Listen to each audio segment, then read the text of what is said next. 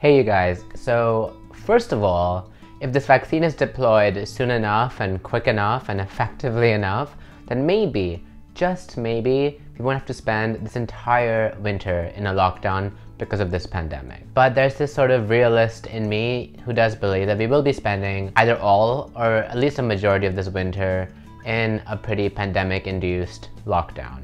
Now, I'd really like to be prepared for this scenario, and so I thought I'd share with you all exactly how I'm thinking about this lockdown, the kinds of issues I think are going to come up, and then how I'm actually planning on not just surviving during this period, but actually trying my best to thrive at this time. And if you also have your own thoughts to contribute to this larger plan and goal, then I'd love to hear about it in the comments. So recently, I decided to just sit down and think about what problems can arise, what difficulties will I personally face as a result of this combination of a lockdown and grim weather. Here are the 4 things broadly. Number 1, more aggressive and extended solo time than we've experienced already. It's the winter, and at least in Toronto, you can't really be outside, even with the warmest jacket, for an extended period of time without at least some part of your body going numb. As temperatures begin falling more and more, I'm sure that even things like the flu and the common cold will start spreading more and more. I imagine that this will only increase the number of lockdowns and the anxiety in the general public because COVID symptoms are very similar to common cold and flu-like symptoms. And so as lockdowns become more aggressive and more common, I'm imagining a lot more extended time that's solo and also just lesser time outdoors. Number 2, a new issue, seasonal depression and fatigue. Now, from personal experience of having lived in New Hampshire for 4 years and experiencing temperatures as low as -20 degrees Celsius and the sun going down at 4 p.m., sometimes even 3:45, I think, I can tell you that you simply cannot underestimate the power that the weather has on our mood. Number 3 is claustrophobia and going stir crazy. So not only are we going to have a lot of solo time, but we're going to be physically in our homes longer than ever before. You can't even just go to just parks and just hang out outside anymore in the cold. So I'm imagining that no matter how big or small our homes are, we're going to start feeling a little bit stir crazy and also just claustrophobic in general. And number 4 are all the emergent issues that come from the combination of all of these, because unfortunately, the sum of all these individual problems is much greater than the parts. Our aggravated solo time, annoyances, pains, and worries might lead to us giving up on our physical health routines. We may be more likely to get existential. We may have longer periods of ennui and just feeling like we don't want to get out of bed. We may have more mood swings and lash out at people unintentionally. All of this can just happen, and they all just lead to cumulative effects in which we just keep feeling worse and worse and worse. Okay, but I think that by identifying all of this now, it would be a complete waste of at least my effort if we just end it here. For some reason, whenever we're facing a really physical natural disaster, like a huge storm incoming or a tsunami or something like that, we do everything we can to prepare for it. We'll shelter in place, we'll fortify our boundaries, we'll stock up on all our groceries, we'll send out text messages and phone calls to our closest emergency contacts to let them know where they can reach us. But for some reason, and at least in my experience so far and the kinds of conversations I've had, we're not really treating this pandemic with that kind of a response. Maybe because this is more of a social issue, or because the pain is more invisible when we feel it. I mean, only if we actually don't catch the disease ourselves. But yeah, for some reason, we're not preparing for this with the same intensity in the way in that we deal with those kinds of more physical, natural disasters. What I've been hearing and seeing often is that even though we know something kind of annoying is going to be coming up soon, we somehow just kind of stop at, oh yeah, this winter is going to really suck. Oof, like that's going to be awful. This is going to be the worst winter ever. And like, that's it, we don't do anything about it. We just kind of end it there. Like a collective sigh and a moan, and that's it. Like honestly, how ridiculous would it be if there was a huge storm coming that would like blow the roof off of your house and would cause a tree to collapse on your car, and you would just be like, oh yeah, this is really gonna suck. Like the storm that's coming and that like might break my house and also break my car.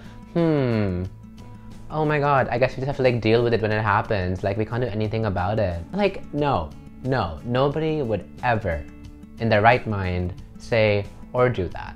So anyway, I recognize the fact that, okay, we know what's coming, we know it's going to be pretty annoying, bad, claustrophobic, irritating, it's going to aggravate a lot of our negative emotions, all these annoying, bad things. So what can we really do about it? What can I personally do about it for my life, at least? And I guess to even add to the challenge a little bit more, instead of asking the question, oh, how am I going to survive these next 4 to 5 months of winter season, I decided I'd raise the bar for myself a little bit. Instead of asking how am I going to survive this, I decided to ask myself, how am I going to thrive during this time, during this winter? So I studied Buddhism in college, and the one thing that I really believe in from Buddhism that makes a lot of sense to me is that we all live in our own sort of realities. And in that sense, this reality that we believe in is always going to be some kind of an illusion, right? That's informed by our experiences, what we've read, how we grew up, our environment, all these different things. Everything is really just a conceptual understanding of what we see in front of us. Just a quick example from the top of my head, one person could associate a knife with an instrument to cook some of the most delicious meals in their lives. Another person who suffered through a lot of trauma might only be able to think of a knife as a murder weapon, right? So the way we understand our realities is totally dependent on the way we experience things and all this history that we have as people. So then I wanted to basically combine these two ideas of, one, this pandemic is coming, it's not generally a very good situation, but also the fact that we very much do construct our own realities and perceptions of the world. How can we kind of combine this so that we can actually make ourselves think that this upcoming lockdown and extended solo period can actually be a moment in which we can thrive? How can we like reframe the way we're thinking about this really otherwise painful time? Another way to frame this whole thing is to also just ask a simple question of, okay, how is this worst thing that's about to happen to me going to be the best thing that has happened to me? As soon as I ask myself this question, and I'm starting to ask myself this question more and more often, as soon as I ask it, my brain just already starts like hypothesizing and thinking about the various ways in which this upcoming worst thing is going to be the best thing that's happened to me. Okay, so having asked that question and thought about the things that I just mentioned, here are the 9 things that I think are going to really help me create an environment in which I can really thrive even during a lockdown. Number 1 is I'm thinking of this winter as a 4 to 5 month time project that I have to be able to really build something solo, to work on a project completely by myself and be proud of it at the end of that 5-month mark, or however long this winter is going to be because of climate change. The project for me is going to be reading a certain number of books and also making more and more B-roll videos and improving my YouTube channel as much as I can. And I'm going to focus on this whenever I have a good amount of free time that I want to devote to it. So here are some other ideas I also thought of. You could be doing painting, singing, learning a new instrument, taking a new course online, learning how to meditate, learning a new cuisine, getting into mixology, photography, reading 10 to 15 books. The possibilities are endless. Number 2 is to think of some long and short releases you can be doing to get rid of all that pent-up energy. For me, a long-term release is going to be a 1-hour workout session or a longer meditation session. A shorter release would be to just leave all my technology in my room, head down to the kitchen, and then make myself something and just focus on that time and that process and be a little bit in this sort of short Zen phase. Number 3 is to start some group chats and check-ins with your really close friends and a broader group of people if you need to. It can also just be a group activity, so it doesn't just have to be a constant conversation, so like, hey, how are you and how is everything going? But it could be like a common activity you all do together. It could be a bi-weekly game night, that's what me and my friends are doing. It could be a book club. It could also just be watching a show or a couple of shows together. Number 4, and this is more abstract and also therefore more difficult, but it's really just start practicing more and more self-compassion. And so I've kind of already started doing this now and training my mind. Every time I don't do something well, I don't do something correctly, every time I like feel a bit low, I just let myself kind of deal with that, experience those feelings, and then kind of begin to let it go and process it. I'm beginning to treat myself with a lot more grace.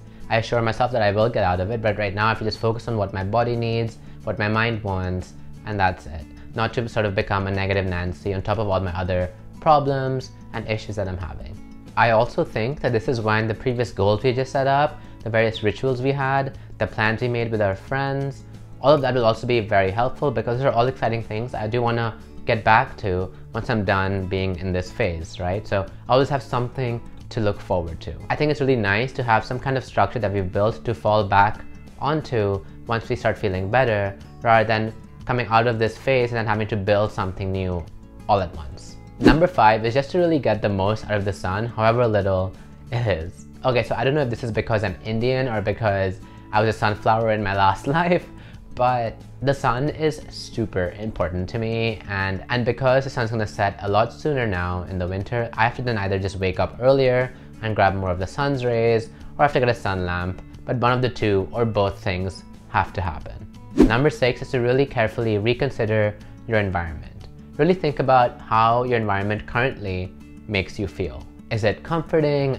energizing, draining, beautiful, cozy, ugly, colorful, distracting, warm, cold, too minimal? How does it really make you feel?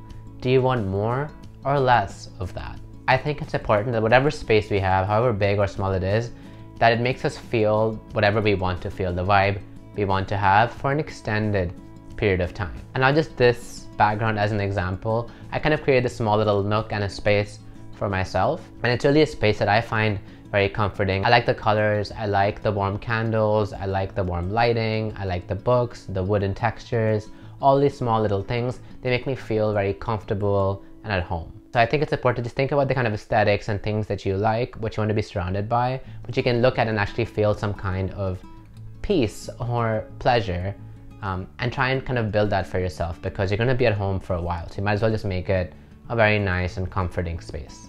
Number 7 is really being intentional about not being a slob. I think during this lockdown, being a slob is going to be a very downward spiral. You're going to feel bad, so you won't want to do some of your chores, you won't do your chores, so your room gets messy. Your room gets messy, it makes you feel bad, and the cycle keeps going on and on and on, and you just keep getting worse and worse until you're kind of just living in your filth. Everything feels super burdensome, you don't know how to get out of it, and you're wondering why everything just really sucks.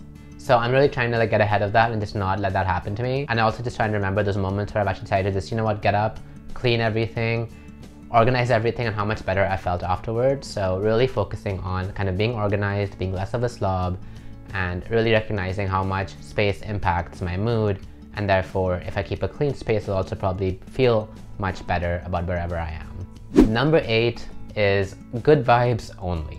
So I'm going to be very careful about the kind of media and stuff I'm consuming and the kind of notifications I'm getting on my social media. I really don't care, and I really don't need to see that influencer is having the time of his or her life in Bali or in New Zealand.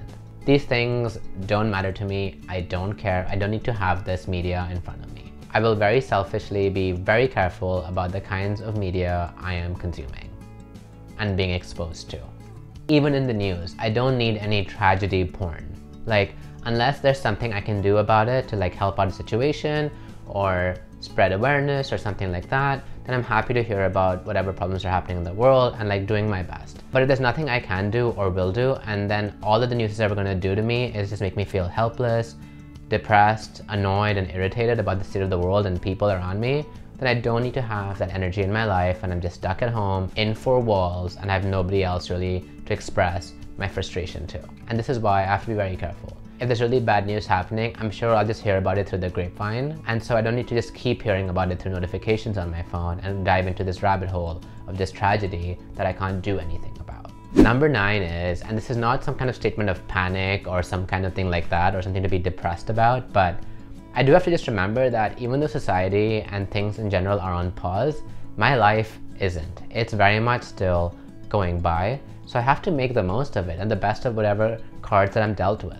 I'm using this time, or at least I'm planning to use this time, to set clear goals, to deepen my relationships with my friends, to achieve the things that I want to achieve, to be the person that I want to be, to practice more mindfulness, to set a good rhythm, to listen to my body. I would have to imagine that in doing so, I'm setting myself up well for success and to thrive. And hey, honestly, if everything still goes to absolute then too bad. I mean, in the end, this is all still pretty unprecedented. And oh my god, do I hate that word now. But maybe it would have been even worse had I not even tried to prepare for it in the ways that I am. So I'm still going to give myself at least the best shot I can to have a good time. Alright, so that's basically everything I had for this video and how I'm trying to prepare for this lockdown in the winter. I hope that you really got something out of it, whether that's new ideas for how you can spend your time, certain questions you can ask yourself, certain ways of thinking about the world, the time, the space around you, whatever it is. I hope you got something cool out of it. as I mentioned at the beginning of this video, I would love to hear about any kinds of things that you're actually looking forward to doing during this extended sort of lockdown period in the winter, and if there's anything you're particularly excited about or excited by, I'd love to hear it. And yeah, if you like this video, then hit that like button because that's really encouraging to me. If you like this content and want to see more things around this area, then hit the subscribe button so you'll know the next time I release a video. I try to release a video once a week, usually on Sundays. So awesome. Well, thanks again for watching, and I'll see you all next time.